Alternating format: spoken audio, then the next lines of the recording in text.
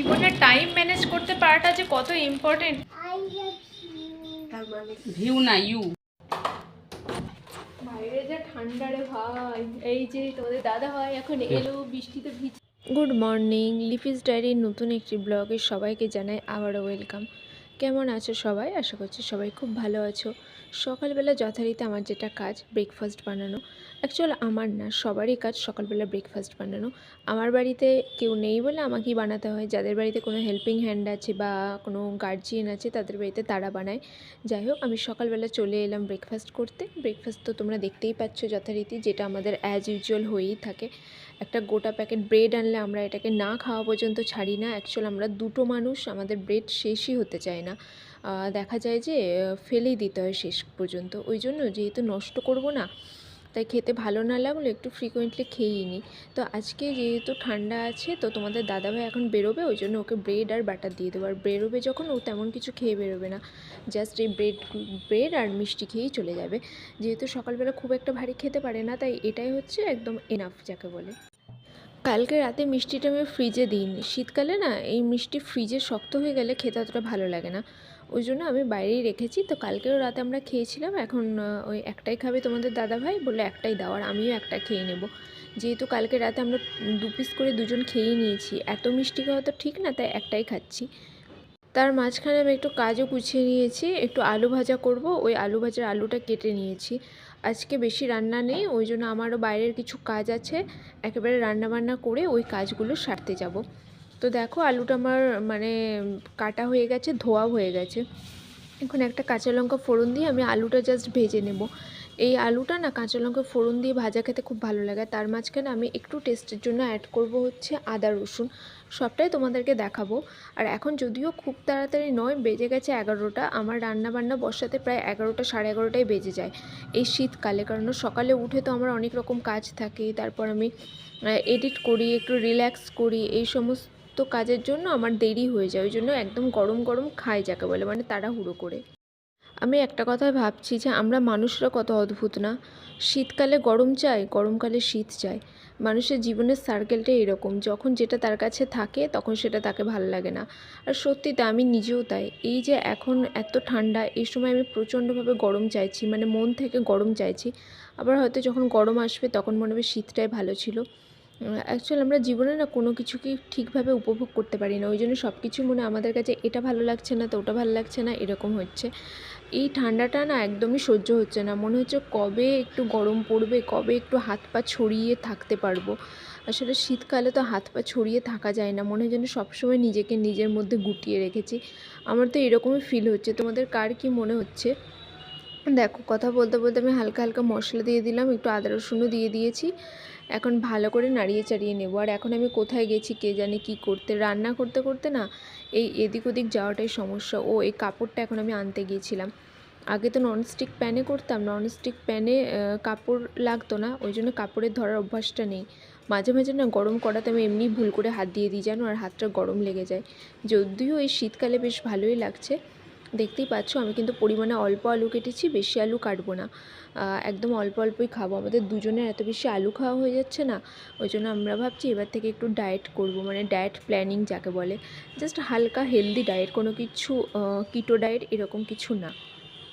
Diet বলতে এমনি healthy খাবার খাওয়ার ইচ্ছা আছে, মানে যেগুলো ভীষণ হেলদি, একটু টাইম মেনটেন করে। আমাদের এত বেশি আনহেলদি খাবার খাওয়া হয়ে যাচ্ছে না ইদানিং, তার জন্য নিজেদের মানে বুঝতেও পারছি নিজেদের শরীরেও এফেক্ট পড়ছে। এদিকে আমি সাইড বাই সাইড চালটা ধুয়ে আমি ভাতটা বসিয়ে দিলাম। ভাতটা ফোটানো থাকলে অর্ধেক কাজ মিটে যাবে। আর ওদিকে আলুটা আমার সিদ্ধ হয়ে গেছে, আমি ভেজেও নিচ্ছি। দেখো, আমি একটুও চাল ফেলবো না, একবারে চুন চুনকে ধুয়ে দিচ্ছি চাল, যাতে একটা চালও না নষ্ট হয়। আর আমাদের এখানে এত নয়েজ, আমি জানলাটা খুলে যেহেতু ভয়েস দিচ্ছি, ভীষণ নয়েজেবল লাগছে।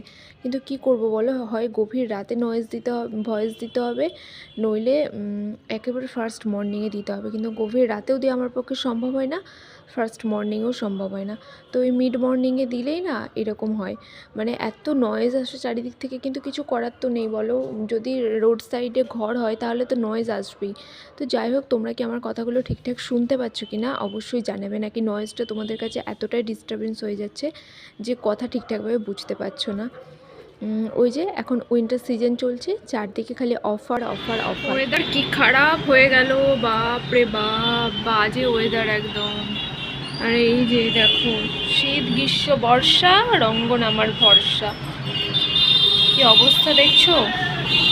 এই দেখো মাটি একেবারে খড়খড়ে, এবার জল দিতে হবে মনে হচ্ছে। দেখো কি বাজে ওয়েদার হয়ে গেল, ওয়েদারটা কত সুন্দর ছিল আর এখন কিরকম হয়ে গেল। আর মারাত্মক জ্যাম লেগেছে, এই যে কি মারাত্মক জ্যাম দেখো।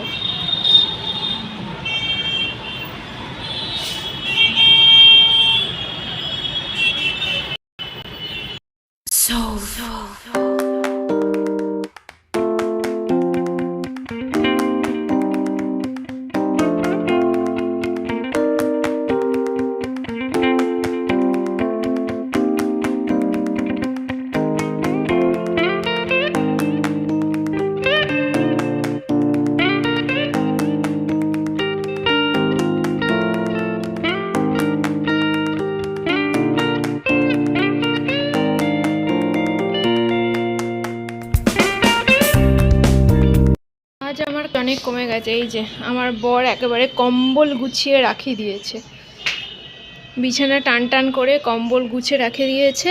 এবার আমি ঘরটা ঝাড় দেবো আর হয়ে যাবে। চলো, অনেকটা কাজ মিটে গেল আর কি। জীবনে টাইম ম্যানেজ করতে পারাটা যে কত ইম্পর্টেন্ট তা আমি এই কদিনে বুঝতে পেরেছি। এত দিন ধরে আবার পার্লারে যাওয়া দরকার, তারপরে সেই জামাটা ফিটিংস করার দরকার, এখনও পর্যন্ত যাওয়া হয়নি। আজকে সকাল থেকে একেবারে টাইম ম্যানেজ করেই চলছি, তো একদম রাইট টাইমে সব কিছু হয়ে গেছে। এখন বাজে 12:40, জাস্ট যাবো, জামাটা ফিটিংস করাতে দেবো আর পার্লারে গিয়ে চলে আসবো। সামনে আসছে অ্যানিভার্সারি, তো টুকটাক জামা কাপড় তো রেডি করে রাখতেই হবে, যেহেতু মায়ের দেওয়া গিফট আমি মানে পরবো, নতুন বছরেই পরবো। এখনও পর্যন্ত পরার সুযোগ হয়নি, যেহেতু ফিটিংস নেই, একটু বড় আছে সাইজে, তো এখন ভাবছি এটু একটু ফিটিংস করতে দিয়ে চলে আসি। কেননা এখানে দোকানগুলোতে দিলে আবার বড্ড দেরি করে, অনেক চাপ থাকে, তো বেশ খানিক মানে অনেকটাই সময় লাগিয়ে দেয় বলে চলে। তো এখন যাচ্ছি আমি, এখন ঘরে তালা দেব, তারপর আবার নিচে গিয়ে তোমাদের সাথে কথা বলবো। অনেক দিন বাদে বেরোচ্ছি, সেই বাড়ি থেকে আসার পর থেকে আমি একবারও নিচে যাইনি, এই প্রথম যাচ্ছি। আর এই যে ঘরে থাকলে আমার ভালো লাগে না, ঠান্ডার জন্য কিছু বেরোতেও পারিনি, তাই এখন বেরোচ্ছি।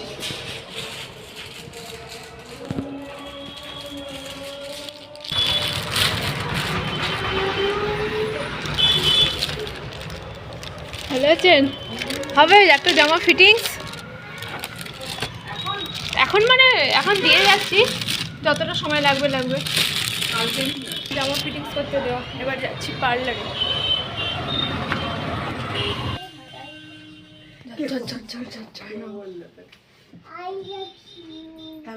ভিউ না ইউ। ভালো বলে বাবারে, কি জল যাবো।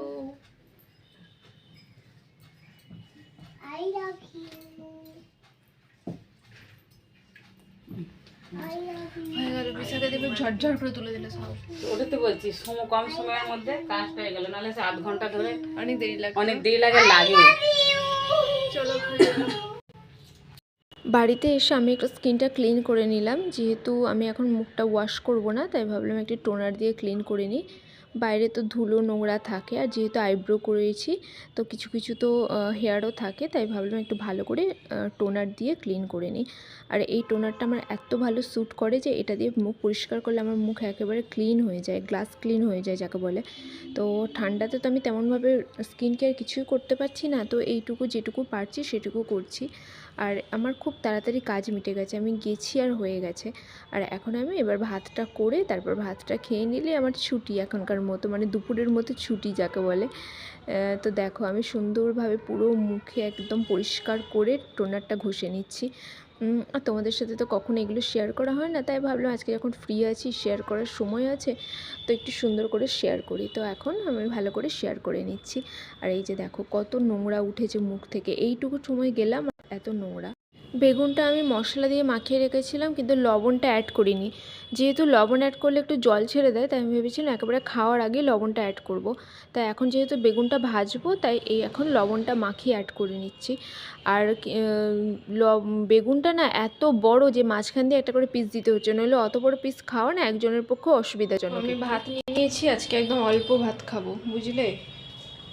আজকে তরকারি একদম সাদা মাটা, এই যে একটু চিকেন ছিল ওটা দিয়ে আলু দিয়ে ভাজা আর বেগুন ভাজা, 4 পিস বেগুন ভেজেছি, কিন্তু আমি নিয়েছি 2 পিস, আমি বেশি খাবো না, হালকা হালকাই খাবো, আমার পেট এমনিতেই কয়েকদিন ধরে ভরা। চলো এখন তাহলে ভাত খেয়ে এখন কাচতে দিতে হবে এই উইন্ড চিটারটা। এখন সমস্যা হচ্ছে আমি এখন কখনো এগুলো কাচতে দিইনি, তো ভাবছি ওয়াশিং মেশিনে যেহেতু ওপরটা সিনথেটিক মেটেরিয়াল একেবারে সিনথেটিকে দিয়ে দিই, তাই এখন সিনথেটিকই দিয়ে দেবো। এখন 2 ঘন্টা সময় লাগবে, ওই জন্য একদম খাওয়া দাওয়া করে যখন আর কোনো দরকার নেই তখন এটা নিয়েছি, তো এখন এটা কাচতে দিয়ে দিই।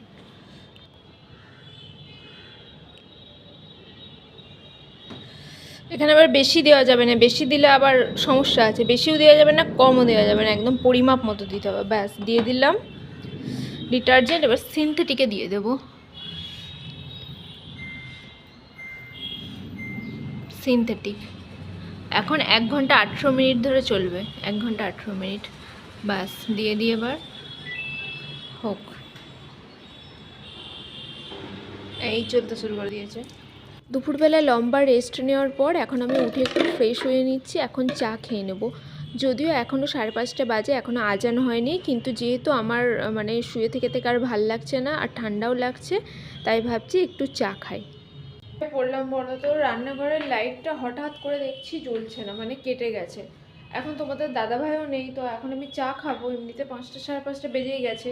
আজকে যেহেতু লাঞ্চটা তাড়াতাড়ি করে নিয়েছি, তোমাদের দাদাভাই যেহেতু ফিরতে লেট হবে, তাই ভাবলাম যে আমি চাটা খেয়ে নিই। এখন রান্নাঘরের লাইটটা জ্বলছে না, এখন কি করা যাবে? আমি অনেকবার ট্রাই করলাম, জ্বলছে না। মানে কি হচ্ছে বলো তো, মানে একটু মানে জ্বলছে আবার নিভে যাচ্ছে, জ্বলছে নিভে যাচ্ছে, এইরকম হচ্ছে।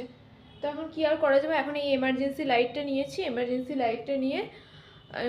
লাইটে এখন নিয়ে চাটা করে নিই, তারপর তোমাদের দাদাভাই এলে, আজকে তো আর রাতে কোনো ব্যবস্থা করা যাবে না, কারণ আজকে রাস্তায় ফিরতে তোমাদের দাদাভাই লেট হয়ে যাবে। তারপর এখন কোথায় মিস্ত্রি পাবে, বা বাড়িতে কোনো এক্সট্রা এলইডি আছে বলেও মনে হয় না, কিনে আনতে হবে। তবু দেখি আমি একবার ফোন করে বলবো, যদি কিনে নিয়ে আসতে পারে তো কিনে নিয়ে চলে আসবে, না হলে কালকে একদম ইলেকট্রিশিয়ান ডেকে যদি আরও আমাদের কয়েকটা প্লাগ পয়েন্ট করানোর আছে, দেখা যাক কী হয়। কেননা লাইটের ব্যবস্থাটা তো করতেই হবে, লাইটের ব্যবস্থাটা না করলে আর রান্নাবান্না রাতে কিছুই করা যাবে না। আর ইনফ্যাক্ট আজকে রাতেও আমাকে রান্না করতে হবে। দেখি তোমাদের দাদাভাইকে ফোনটা করি, তারপর ও কি বলে সেটাই দেখবা, তোমাদেরকে দেখাচ্ছি, দাঁড়াও যে কীরকম হচ্ছে। এটা একদম জ্বলছে না, দেখবে আমি যখন সুইচ দেবো লাইটের কী অবস্থা। এই যে দেখো, এই যে দেখছো তো কি হচ্ছে, দেখো লাইটটা এর আগেই ভালো জ্বলছিল, এখন হঠাৎ করে দেখছি জ্বলছে না। এখন কি আর করা যাবে, এইরকম অবস্থা হচ্ছে। এখন কিছু করার নেই, এখন লাইট জ্বালিয়ে আমি চাটা করি।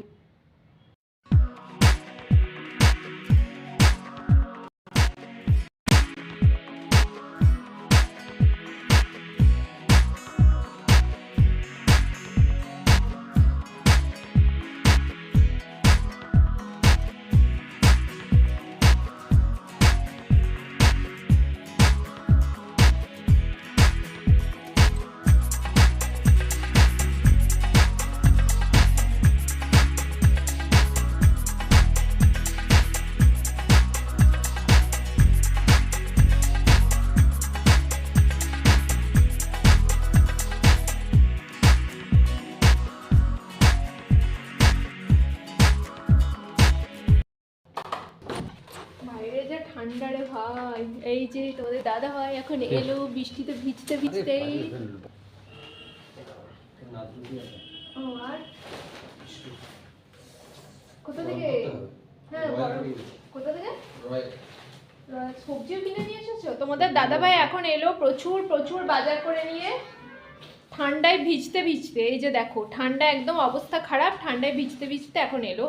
আর আমি দেখছো তো, বলছে আমাকে দেখাও না, ওকে কি খারাপ লাগছে বলো, কত সুন্দর লাগছে বলো তো দেখতে, হ্যান্ডসাম হাঙ্ক। চলো, আর এখন বলছে চলো চলো আগে বলো ভাত খাবে, ভাতও একটু গরম করবো, তাই তো? ভাত খাবে না, রুটি খাবে? দেখো এখানে আছে হচ্ছে কি আছে, এখানে রুটি আছে দেখাবো, এখানে কি আছে সব দেখাবো। আর এখানে হচ্ছে সবজি নিয়ে এসেছে এক গাদা, কাঁচা লঙ্কা, বিন, টমেটো, আর কি এনেছো? আর কিছু না। আর এখানে হচ্ছে ও এই সমস্ত বিস্কিট আর দই এনেছো, ঠিক আছে, দইটা ফ্রিজে রেখে দিই। এই দইটা বিস্কিটের সঙ্গে দিয়েছে কেন, এটা যদি এখনই ইয়ে হয়ে যায়। এই যে দেখো আমার পছন্দের বিস্কিট এনেছে, গোল্ডেন টাইম, এই দুটো আমার পছন্দের। আর এই কেক টোস্টটা আমার খুবই পছন্দ। আর এখানে আছে দই, এখন দইটা আমি ফ্রিজে রেখে দেবো। আমুল মাস্তি, চলো এটা খুলি। কাঁচা লঙ্কা আছে, ধনেপাতা আছে। সবজিগুলো আমি সব এই সমেতে ফ্রিজে ভরে রাখবো। এখন আর কিছু করবো না ঘাটাঘাটি। তোমাদের দাদা ভাইয়ের প্রচুর খিদে পেয়ে গেছে, জাস্ট ও হাত মুখ ধোবে আর খাবার দিয়ে দেবো। এখন যা আছে সব থাক, আর বিস্কিটগুলো জাস্ট আমি আলমারিতে তুলে রাখবো, তাহলেই হবে। আর বেশি কিছু ঘাটাঘাটি এখন করতে যাব না। বাইরে এমনিতেই প্রচণ্ড ঠান্ডা, তারপরে তোমাদের দাদা ভাই আজকে সারাদিন ভাত খাইনি, তখন ভাত খাওয়ার জন্য প্রচুর ক্রেভিংস হচ্ছে। এখন ভাত না, আমরা রুটি খাবো, মানে তোমাদের দাদা ভাই রুটি কিনে নিয়ে এসেছে, রুটি খাবো। বৃষ্টিতে রুটি কিনে ঘরে ঢুকেছে, রাত হচ্ছে 9:30টার সময়। এখন ঝটপট করে খাবারটা খেয়ে নিই আর তোমাদেরকে দেখাবো যে কি। আমি গরম জল বসিয়েছি আর দেখো অন্ধকার রান্নাঘরেই সব কাজ হচ্ছে। তোমাদের দাদাভাই এখন ফ্রেশ হবে। এখন গিজার চালাতে গেলে না মানে প্রচুর হয়ে যাবে, দেরি হয়ে যাবে। ওর খুব খিদে পেয়ে গেছে, ওই জন্য আমি এতেই গরম জল করে দিচ্ছি। এটা মিশিয়ে একটু ভালো করে হাত মুখ ধুয়ে নেবে। একটা বালতি আনতে হবে তার সাথে। এখন গরম জলটা হয়ে যাক, হালকা গরম হবে। হাত দিয়ে দেখো একবার, হয়ে যাবে হয়ে যাবে। নাও এটাতে ঢেলে দিচ্ছি। হ্যাঁ, হালকা একটু মিশিয়ে